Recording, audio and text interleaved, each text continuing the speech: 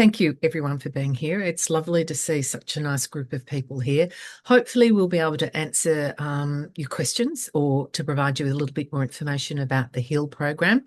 But we've got time at the end for questions. So looking forward to hearing what is exciting you about the program and what it is that we can offer you. So how about we get started, Kelvin? If you're happy to move the slide. I'd like to acknowledge that I am, I think we've done that one already. Thank you. I'd like to acknowledge that I'm currently on the ancestral, unceded and traditional lands of the Musqueam people here at Point Grey at UBC Vancouver. And wherever you are, I invite you just to take a moment to acknowledge the First Nation people and whose territory that you're on at the moment, and recognise that these have been spaces for Indigenous learning for millennia, and we are just the latest version of people who are there learning more about the land and the space. So please take time for that. My name is Kerry Renwick. I'm Professor of Home Economics at UBC. It's a great gig. I really enjoy myself, and I get to talk with people like you, which is really nice. Kelvin's already introduced himself, and he is invaluable support that we have around the administration of this program. And I'm going to preempt, I assume, Chrissy, you've probably already spoken, but Chrissy Smith is a HEAL alumni, and she's so excited about working with me. She's come back to do her PhD with me, but she's also a sessional instructor at UBC. But Chrissy also gets some airtime later on as well as Kelvin. So it's all about me to get started with. So let's start talking a bit about the program. Done the introductions. Program overview. Here we go. The department that the HEAL program is located within is the Department of Curriculum and Pedagogy. Our department head is Dr. Samson Nashon, and he has always been an amazing advocate for this program and supporting of home economics education. And we do very well because we have his support as we do so many different things within our program. Our graduates do amazing things as well. And our program is only as good as what our graduates are able to demonstrate when they get out to the field. I also learn a great deal from our HEAL students every time. It's as much about my learning as what it is about participants as well. Thank you, Kelvin. Okay, Masters of Education, Home Economics Education, or particularly in Home Economics, also known as the Human Ecology and Everyday Life Program, or everyone calls HEAL, has been going since 2011. And we started with 21 students, and we've had a lot more since then. We've actually exceeded 100 in the number of graduates that we have, and we've got a cohort running at the moment that this time next year they'll be in their very last course and looking to graduate as well. So we have exceeded the 79 students. We probably need to update that one a little bit, but it is a popular program, and one of the things that's really great about it is that we get students from across BC, but we also get students from across Canada. And in a couple of years, we've actually had people coming up from the Caribbean as well. And so it's really amazing to be able to hear the different things that go on under home economics education around the world, we'll say. And for me, it's been a wonderful way of learning so much more about Canada and what home economics means in it. Our program not just invites in people with home economics background, but also people who have an interest in the areas of what human ecology and everyday life relates to. And so you don't have to be a home economics educator to come in with it, but we're happy to bring you across to our side and for you to affiliate with home economics a little bit more closely. But the program encourages teachers, educators to think about their practice, but also what does it mean in context of everyday life. The program consists of 30 credits. There are 8 core courses, all of which are online, and you go through that as a cohort. So you start together, and ideally, babies aside, people in together at the end of it, at the end of the 2.5 years. But amongst that, you also need to do 2 electives, and we do offer a range that are online, but there are also possibilities for face-to-face programs as well. And we can explore that when you're in the program a little bit more closely. Deadline for this particular cohort is March 15th, and you've got a hyperlink there where, well, in fact, from the website where you can get a little bit more information as well. That gives you the running order of all of the 8 core courses. And I've got to say, looking at that last one, looking at January 2029 sounds such a long, long way away, but it's actually not. It actually does go very quickly.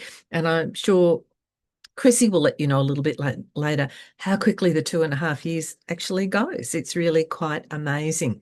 So we start off with the notion in the first year about foundations of home economics education, looking at curriculum and pedagogy, and what it means to enact transformative pedagogies in family studies and home economics education. So the idea of those first 4 courses to give you a very, very strong grounding in home economics, but also curriculum and pedagogy, and what it might mean for your own practice, irrelevant of the classrooms that you're in, because again, we have people in a range of different classrooms, including in elementary classrooms. So it's quite interesting to hear the sorts of things that people are thinking about their practice. Second year focuses the leading into it a little bit more on research, how to engage with research, and what does research look like when through curriculum and pedagogy, specifically in home economics education. Then after that, we get you started on thinking about what your graduating paper is going to be.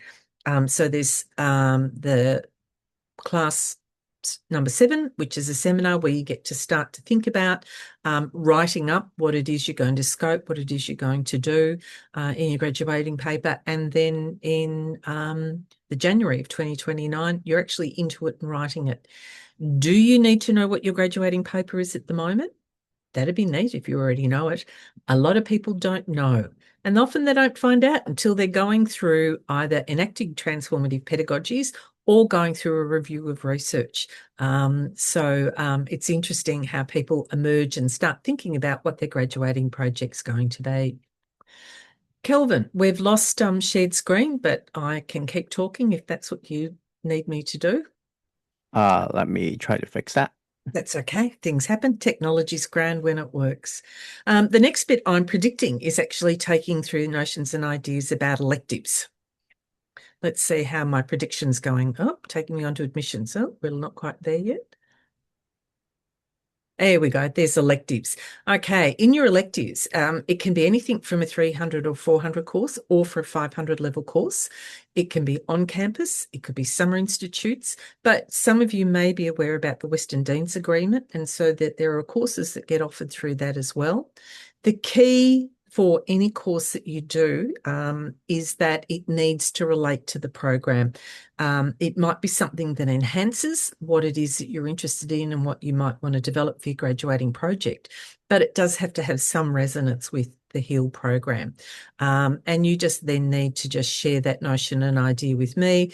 I'm usually pretty good about saying, yep, that makes sense in terms of what you want to explore and what you'd like to do. Occasionally I'll push back, but that's the exception, not the rule. But you can see there's quite the range. If you want to spend more time talking about curriculum, if you want to spend more time talking about textiles, food or family, we are bringing on board a number of different sustainability courses that are not just about family and sustainability, but food and sustainability and textiles and sustainability as well. We have a popular year-long course, week-long course, year-long, good heavens, week-long course that's called Agriculture in the Classroom, and you get to spend a week in Abbotsford and touring around different farms and being fed by the chef that Agriculture in the Classroom actually has. So it's quite fun working through that. And more people are interested in exploring what Indigenous education might look like in context of family studies. And so we're aware about the value, the importance of that. And so that's seen as more than appropriate area to include in your studies. Okay, Kelvin, where are we off to now? Oh, there we go. I'm going to hand over to Kelvin now because this is his expertise. Do you want to let Chrissy say anything first, or do you have plans for like Oh, a Chrissy's dedicated got session? plans for later. She'll have a chance for Okay, that. all She's right good. then. Okay, so regarding admissions and application information, let's see. Okay, so regarding application requirements, all students must meet the admission and application requirements of both the Faculty of Graduate Studies and this particular program. And this include firstly a minimum of 2 years of engagement within schools, communities, business, government, NGOs, and other education-oriented environments. And we're also looking for a 4-year undergraduate degree with sufficient standing. So at off like the average that we're looking for is within the B plus range. That is a 76% at UBC for all senior level coursework or something of equivalent. When we mention senior level coursework, these would be your third and fourth year level courses or your third year level courses if you are from a UK 3-year undergraduate program. Um, and for the Chinese PRC grading scale, that is closer to an 85 percent for that particular grading scale. But please note that this GPA requirement is not a hard cutoff point. So if your GPA doesn't quite meet this criteria, let's say you are a few percentages off, do not fret. If the rest of your application is still considered to be strong enough, the department may submit a special case rationale on your behalf to recommend you for admission to UBC grad school, basically. So you might ask, what are these other things that can demonstrate that I am a strong applicant? So, firstly, we require 3 letters of recommendation. So these are your reference letters, and these would um, most likely be educators, supervisors, colleagues, or clients that can speak to your abilities to complete a graduate degree and or your interest in home economics. So these would include family studies, textiles, consumer studies, and so on. You also be asked to upload a resume or CV. So please note that this is a resume slash CV for the purpose of applying to a graduate program. So what this means is that the CV can be as long and detailed as you'd like in order for it to showcase the full plethora of your educational, professional, and a volunteer experience. So unlike a um, work resume, there is no expectations that you need to limit this to only 1 to 2 pages. It can be as short as you want or as long as you want. And we're also looking for a statement of intent, maximum 600 words, of your home economics experience, your professional goals, and the anticipated benefit of involvement into your program. Basically, this is 600 words where you can explain to us why you are a good fit for the program, how this program will benefit you, and how the program will benefit from you for being a student. And lastly, we're also looking for scanned copies of all official transcripts. And if you are from a university outside of Canada, on top of your official transcripts, you also have to provide your degree certificates. And when I refer to degree certificate, is basically the slip of letter that details what kind of degree that you have exactly and what kind of specialization it is in. And regarding official transcripts, when we say all official transcripts, we do mean absolutely everything. So, for example, if you did 1 term of exchange courses at another university, you will be asked to provide the official transcripts of both universities that you went to. Similarly, this applies for transfer credits as well. So, for example, let's say you went to Langara College and then afterwards you transferred to SFU. You'll be asked to provide the transcripts of both institutions as well. The only instance where you will not be asked to provide an official transcript would be if you took something like um, courses that are accredited. No, rephrase. When you took courses that are not accredited, meaning the course itself doesn't give you any quote unquote academic credits, and it might just give you, let's say, like, oh, this is a 10-hour course. In those instances, you can choose not to upload said transcripts. However, if the non-credited course results in a certificate or some sort of paperwork that you think is related to anything home economics related, I would recommend that you include that as well.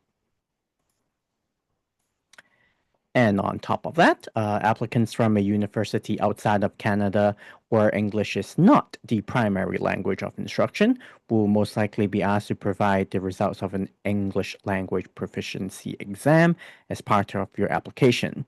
So these would be your standard IELTS and TOEFL and other kinds of English language tests. And these must have been taken relatively recently, within the last 24 months, at the time of submission of your application.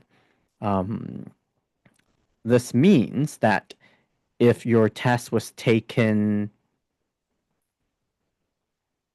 after January 1st, 2024, we will accept it. And it also means that you'll have to provide your test results when you submit the application. And this is not the case where you can apply, wait for an offer of admission, and then try to retroactively meet the English language requirement. It has to be met from the very get-go. So moving on to the actual application procedure. Everything is done online. This is an online application, and you navigate to grad.ubc.ca/apply/online. And when you're there, you obviously click apply online. And then you'll be prompted to either log in with your CWL or create a CWL if you have never attended UBC. A CWL stands for campus-wide login, and is basically your online login for anything UBC online related. And these would include accessing or changing anything on your application. And once you have been admitted, also you use the same login to access your student profile, access all your online course related content, and also to access the online catalog of UBC library. So yes, even though this is an online program, you're still entitled to fully utilize all of UBC library's resources. So it's very important that once you have logged in, you type in the character code of HEE9 into the program keyword field. It's very important. The program name that you are applying to is Master of Education in Home Economics Education, Professional Cohort. This ensures that you're applying to the correct program, since this part-time professional cohort is different than other quote-unquote regular on-campus graduate programs. The reason we stress the importance of not applying to the wrong program is because due to a system limitation, there is no way for us to switch your application around if you accidentally apply to the wrong program. We have checked this with UBC IT. So if you come to me and say, I applied to the wrong program, what do I do? You unfortunately have to start a new application again and pay for it again. So yeah, you will select the program, click apply, and then fill in everything as indicated. And obviously, you also upload all necessary documents. Please note that you can upload documents even after you have submitted your application. So let's say you have filled in everything, but you don't quite have your transcripts or um, a CV ready yet. No problem. You can still submit your application. And then afterwards, once you have obtained the rest of your documents, upload them. So yeah, you will have to upload your official transcripts and also your degree certificate if that is required of you, your references, your 600-word statement of intent, your resume, and your English language test if that applies to you. Small note being, if you are admitted to the program, you have to provide official sealed transcripts directly to UBC Grad Studies. The only exception being if you are a current UBC student or an UBC alumni. If you have only ever studied at UBC before, we already have all of your information and transcripts on file. So let's talk about references for a little bit. When adding your references to your application, you will be asked whether these are professional or academic references. And academic reference are people who know you in an academic capacity. So these would be former professors or instructors, whereas professional references would be those who have supervised you in a work setting. So things like principals, vice principals, or other non-educational supervisors. Now, you might have a question. What if I do not have access to any academic reference? Perhaps the last time you did any higher education schooling was 10, 5, or maybe 15 years ago. What would be like, what do I do if that applies to you? So, UBC grad school recognizes that not everyone has access to academic references. So, if that applies to you, in that case, all professional references are also acceptable. Moving on, you are strongly encouraged to submit electronic letters of reference, and you will do that simply by filling in the email address of your 3 references when completing the online application. Obviously, an email address is required. Quick note that references that uses a free web-based email address, things like at Gmail, at Hotmail, or at yahoo.com, they will receive a link to a paper form that they can print, fill in, and then mail to our office. But for everyone else, once you submit and pay for your online application, your references will automatically receive an email that'll link them to submit the online electronic reference form. And there is an option to upload a reference letter as well, along with the form. So you might ask, can my reference only upload a letter and not fill in a form? A reference letter can take the place of the reference form as long as it addresses the questions posed in the form. So let's say your reference writes you a glowing recommendation letter, but also somehow does not address a single thing that is asked in the form. In that case, that would not be okay. So as long as everything in the reference form is being addressed, that is fine.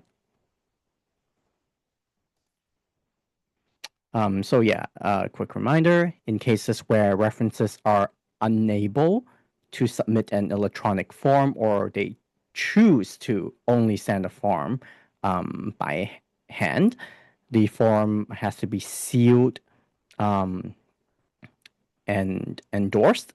They must have their signature on the flap of the envelope, and they must explicitly refer to this program code, which is HEE9. And if you think, man, that sounds extremely tedious, that's because it is. And the purpose of that is to prevent academic reference fraud, which has been known to happen. So yes, for those choosing to submit paper reference form or forced to submit a paper reference form, the address is listed right here, and it will also be listed in the instructions as well that your references will receive. And regarding the application deadlines, the application is currently open. You can apply as early as right after this info session if you'd like. The application deadline is for March 15th, 2026, with the document deadline being March 29th, 2026. So yes, you can submit your application and then retroactively upload any additional documents if you do not have them ready. A quick note that your references will not receive the email unless you have submitted your application. So as long as your application remains unsubmitted, your references will not receive any prompt to either print out your reference form to send to us or be prompted to click the URL link to do any online submissions. Moving on to finances, the tuition fee of the program is listed on the slide right here.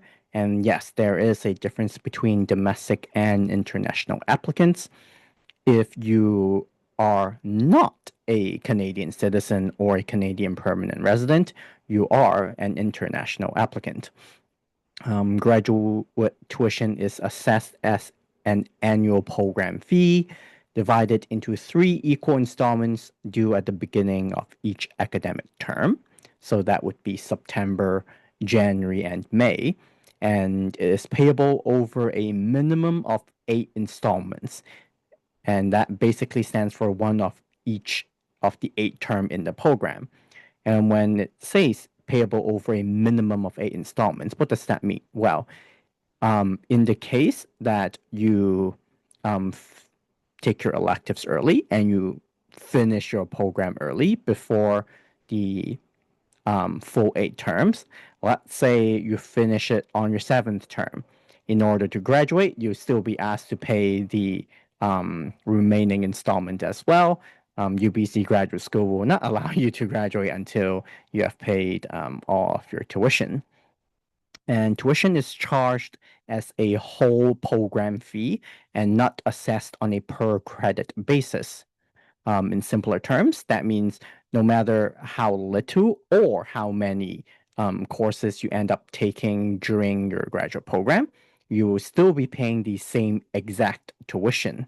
So, for example, perhaps you have some unused graduate credits from another school or program that you have lying around that you somehow manage to transfer into this program and you end up taking less courses. Unfortunately, you'll still be paying the exact same tuition. However, on the flip side, let's say you just want to take some accounting or maybe French undergraduate courses for fun as an elective. Go ahead, you'll still be paying the same exact tuition amount. So what this basically translates to is as long as you still maintain the GPA requirement of UBC graduate program, you can take as many additional electives as you want. Tuition may be raised by up to 2% annually, and if there is an increase, it will be announced in spring of each year. Regarding funding eligibility, since this program is part-time, it is not eligible for traditional student loans or other types of funding. And I specifically say traditional student loans or other types of funding because a lot of traditional student loans and other types of funding does look at whether a program is part-time or not.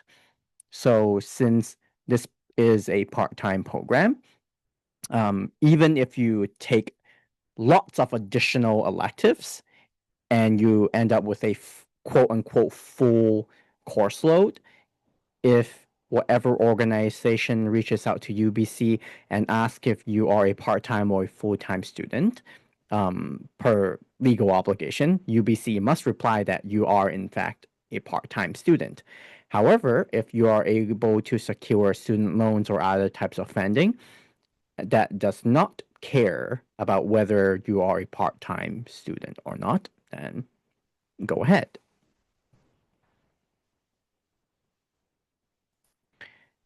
Moving on. So on top of the tuitions that we just covered, student fees are charged in addition to set tuition fees, and they vary from term to term, budgeting approximately $800 to $900 per term. And you might be like, wow, that seems like a lot of additional money. However, please note that there are a lot of fees that you can opt out of that will allow you to drive down your student fees per term by half or even more. So examples of fees that you can opt out of include the medical and dental plan if you have the same coverage, and also the U-Pass, which is the public transit pass in Greater Vancouver area. If you live outside of the Greater Vancouver area, you can opt out of this cost as well. And there are also other smaller fees that you can opt out of, and the QR codes are listed on the slides right here. Fees are subject to change annually, and only information in the UBC calendar is official. And regarding teacher education certificate, this is for if you are a teacher in the Vancouver Lower Mainland and you have taken UBC students in your classrooms as student teachers, or let's say you take UBC students in classrooms as student teachers at some point during your study, once that is over, you are able to claim a tuition credit basically that would allow you to lower your fees. So if this applies to you or might apply to you going forward, please contact the teacher education office at teacher.ed@ubc.ca.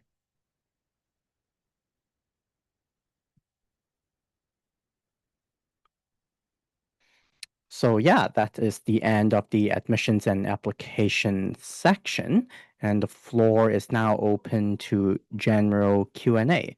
If you feel comfortable using your mic, please just raise a hand and ask away. And if you prefer to type, please go ahead as well. We will be actively monitoring the chat.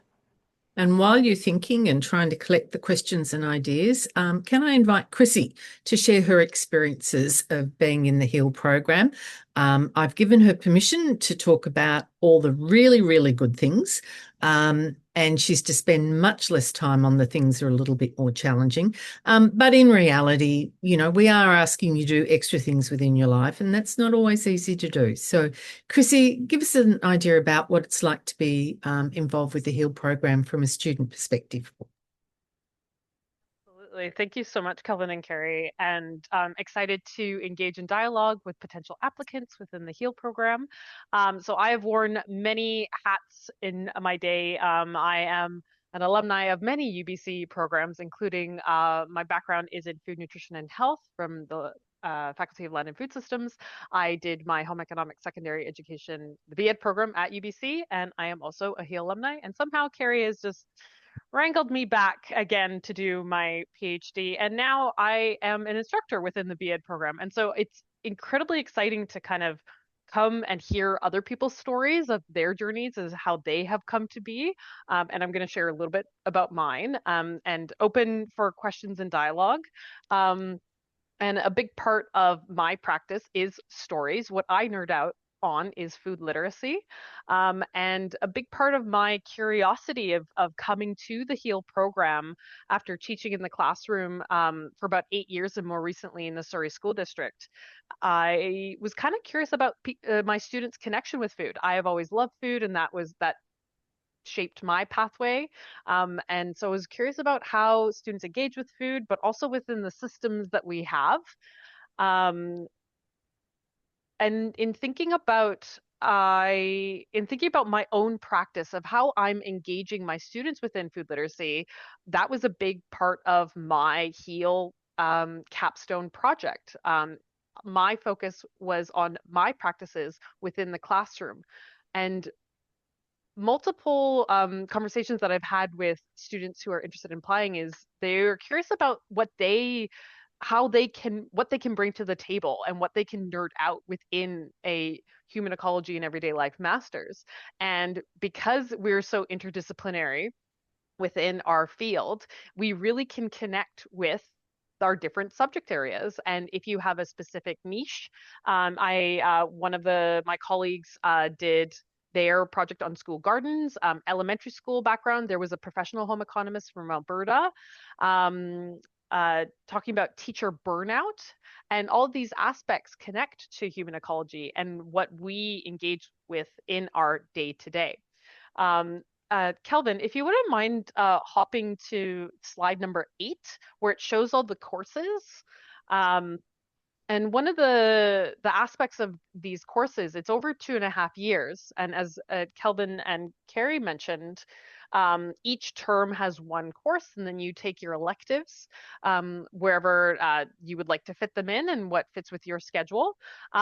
But in working through the cohort, you're building up on your knowledge. And so for me, I revolved my discussion posts or my assignments around food literacy, because that is what I nerded out in. A dear friend of mine who went through the program with me focused on what she was interested in at the time and what the readings and dialogue brought out within her interest. And we don't leave you out to dry. It is a culmination of steps to get you to your capstone project. And I know Kerry can speak more about the capstone project process, lots of P words. But a big part of I think an analogy that Kerry uses is when you're coming in, you're kind of grade 8s. You're coming in and you're learning about how to be a grad student and wearing your hat. And by the end of the program, I would say you're in a grade 11 stance, a grade 11 standpoint, and you don't just jump from 0 to 500 from the beginning to the end of the program. It takes time. It's a process to build up what you're interested in, and your writing develops as you go. And as Kerry knows, I have a lot of writing anxiety in my own way, and it was a big part of my learning process of learning from the articles, the videos, interacting with other students online, bringing it directly into my classroom, and then bringing that kind of praxis back into what I was learning in my master's. And so it really is a very reciprocal relationship of learning and understanding and engaging, and quite ultimately nerding out in what I do in food literacy. And so those are just kind of a couple things about the program. And I'll pass it back to Kerry because I think she has a hot seat question. Well, all the hot seat questions have been going to Kelvin, not to me, because they're all administrative things. Yeah. And that's Kelvin's expertise, whereas mine's more the academic one. Michelle, you have your hand up. Please ask your question. Hi there, and thank you. Can you hear me okay? Can hear you. Okay. So I have coming in with an interesting situation in that I work for UBC.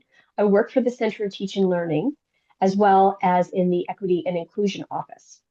And my colleagues primarily focus on pedagogy and curriculum design. So I have a vast knowledge of such things and work in this capacity, but I do not have a Bachelor of Education.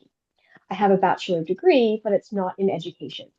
I know a lot of people out of UBC Okanagan who do not have a Bachelor of Education that have entered more general Masters of Education programs, but this seems more specific, although this is very much what is aligned with what I want to do in my continued career. And I'm very interested in the facilitation and the workshop hosting, and the home economics that is being taught, I think, is incredibly essential for children. to be able to learn those. And I also have education in an Indigenous capacity as well. I just am having a hard time connecting the dots as to whether this program would be beneficial for someone like me and what my career outcomes could look like. Okay. Probably a couple of things going through my mind. We have had people that don't have, who are not qualified teachers involved with the program. That's certainly number one. We have people that are involved in what you might call public pedagogies, which is anything other than early childhood, well, probably even early childhood, but certainly kinder through to year 12. So you could be working in higher education, as the example in your case, but you could be working in other community groups or other notions and ideas with that. So not having a BEd is not a barrier.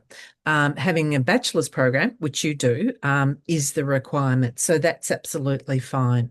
The other thing is the 2 years of professional experience. And again, that does not have to be within a formal school context. It can be any sort of work experience coming through. So in terms of those sorts of things, that's not an issue for you, Michelle.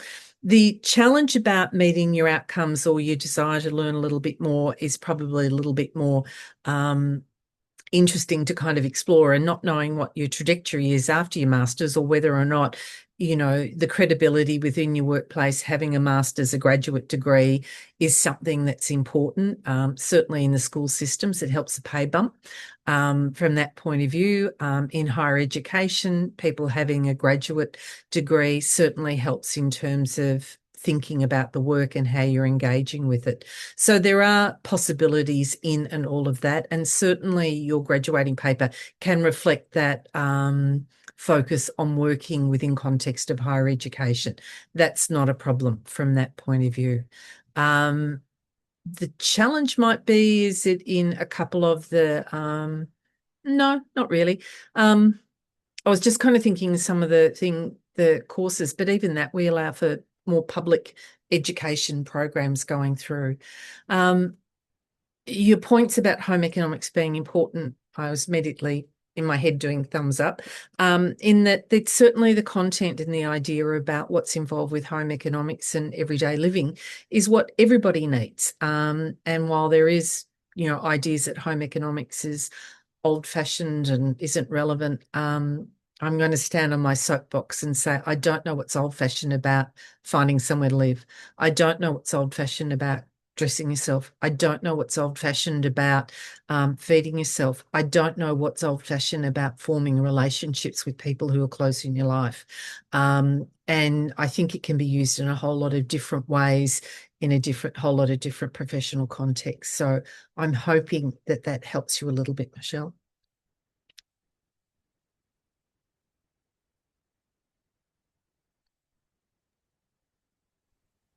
I will also jump on to add that we have had people who are professionals in public pedagogy. I now have a word to put in my back pocket now. And regardless of whether they work within a specific home economics position, they are engaging in discussions that are applicable to their day-to-day. And I think that, like, I nerd out about the mundane of the everyday, and mundane isn't negative. It is just the little aspects of the day-to-day that, that shape our lives. We have the big milestones in our lives, but it is also the big the smaller, but in the grand scheme of things, bigger day-to-day things. And so it doesn't necessarily have to be in a K-12 classroom setting, and you can draw from your own experiences within higher education, and with the CITRL, I think that was the acronym, and work with that, and it is something that is very open, very like kind of inquiry based, exploratory, and so it's always exciting to see people with different backgrounds bring what they have to the table. Kelvin, can you do me a favour and stop sharing? Because I realise I'm not seeing everybody's tiles.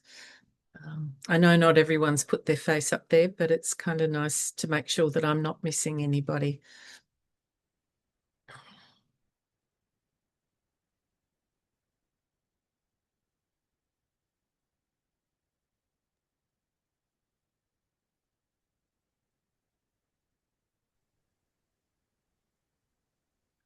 I'm hoping that no further questions mean that we've razzled and dazzled you, and we've answered all the questions, including those you didn't even know you needed to ask. But are there any other thoughts, ideas, comments, questions that people might have? Thank you, Kelvin.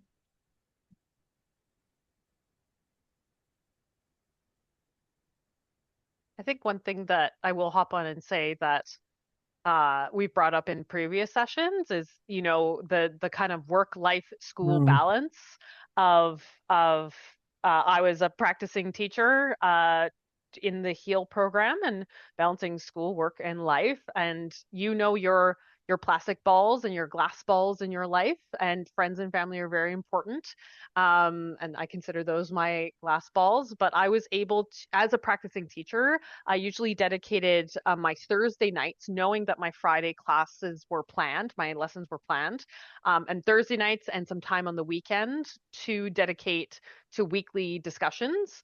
While it is the majority of it is asynchronous, so you're working at your own pace. You're working at your own pace within the week kind of requirements. So it's not something that you just show up in the last week of the semester and finish everything. But that is why the HEAL program is structured in the way that it is manageable and tangible to your needs. And you are wearing a student hat and engaging in your studies. And Kerry, I'll lob it to you of X number of hours a week dedicated to studies as if it was in person. Usually graduate courses are 3 hours contact a week. And if we were together face to face, I'd be saying you probably need to be allowing a similar amount outside class time for reading, for preparation, and maybe also setting up time for your assessments. Because we're fully online, there is no formal class where we all come together at the same time. I put up on one night a week, usually Tuesday night from 5 to 6, a drop-in session that allows people to come in. I usually get to hear about babies and dogs and cats and whole lots of things happening in people's personal lives and their professional lives, that they're coaching the volleyball team and the hockey team's not done so well this time, but they've done really well in baseball. I get to hear all of those sorts of interesting things, as well as having conversations about feedback about questions they've got around their assignments and how things are going. Other instructors will also do that. But there's really not a class that's at the same time. So what that means for you is that taking Chrissy's advice is needing to be very, very focused. Most of the time, you'll have to submit something by the Wednesday of one week and respond to other people's postings by the end of that week. So that's instead of classroom discussion. It assumes you've done some reading and it's some reflection.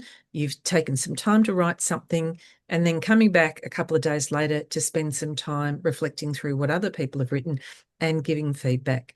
And it's the main way by which we actually get you to work together, get to know each other, build relationships and possibilities for project work together.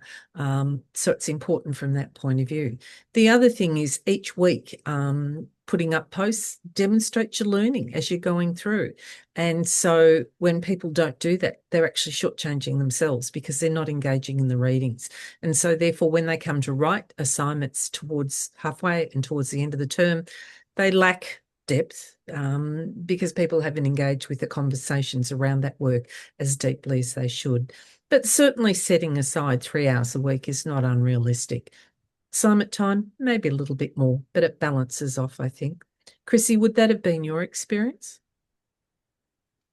Yeah, absolutely. And I think your schedule and the way that you work and how you can engage in your professional practice by putting that student hat on. And it is part of our like from an educator's point of view, professional development. And this was inherently professional development for me. And there's definitely things that students or my peers would comment on the discussion board, and I was able to like try something out in my classroom the next day or the following week, and bring that back. And you do create a community, and you are cohorted as you go through.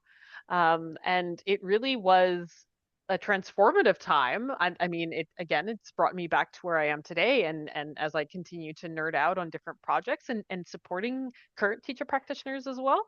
But I found that the HEAL program gave me the language to navigate my understanding of my own practice. And now I'm curious about how other educators understand their own practice as well. Now, we've done a lot of talking. I'm not seeing hands coming up. Your time is also valuable. We're coming up to the full hour. Kelvin has put in contact details for me. Ask me about the program. I'll do, that's my strength. But please talk to Kelvin about administrative details about payment, because that is not my strength, but it is his superpower. So you have those contact details there. So please don't hesitate to reach out. Look forward to seeing your applications in a couple of weeks' time. And thanks for coming today. We really do appreciate having an audience.